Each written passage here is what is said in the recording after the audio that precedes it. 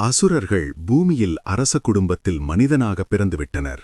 பூமாதேவி முறையிட்டு அழ, பரமாத்மா நாராயணன் பூமியில் அவதரித்து அசுரர்களை ஒழிப்பதாக சொன்னார்.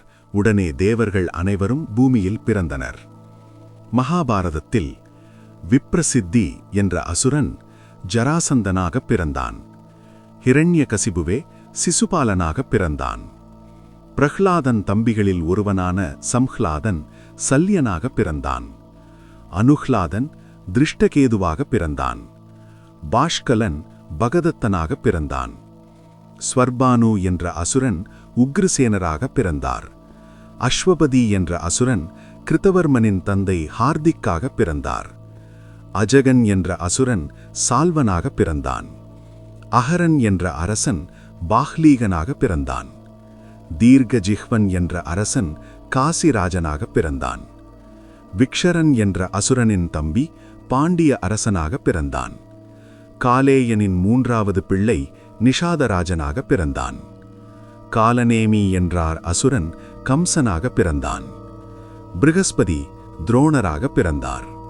கோபரூபமாக ருத்ரன் அஸ்வத்தாமனாக பிறந்தார். 8 வசுக்களில் ஒருவர் பீஷ்மராக பிறந்தார். கிருபர் சிவகணத்தில் ஒருவரே.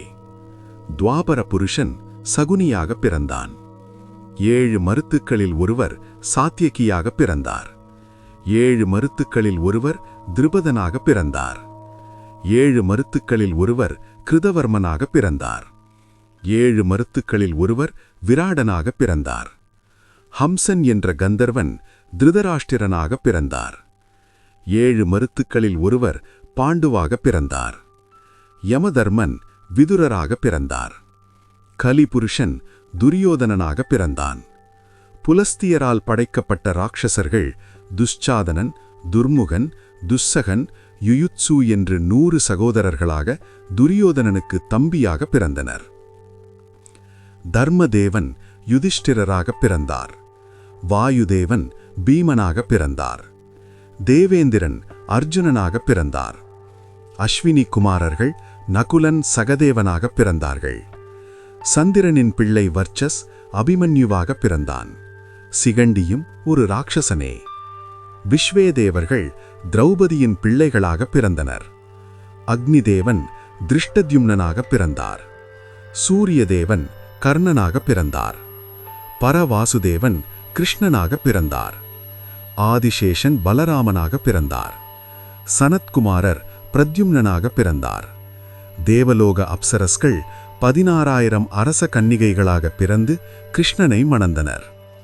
மகாலட்சுமி ருக்மிணியாக பிறந்தாள். இந்திராணி சஜிதேவி திரௌபதியாக பிறந்தாள். சித்தி என்ற தேவதை பிரிதா என்ற குந்தியாக பிறந்தாள். திருதி என்ற தேவதை மாத்ரியாக பிறந்தாள். மதி என்ற தேவதை குபலா என்ற காந்தாரியாக பிறந்தாள். பொறாமையோ சந்தேகமோ இல்லாமல் தேவ கந்தர்வ ராட்சசர்களின் அவதரிப்பை கேட்பவர்கள் தனக்கு வரும் சுகம் துக்கம் இரண்டையும் கண்டு தளராமல் ஞானத்தோடு இருப்பார்கள்.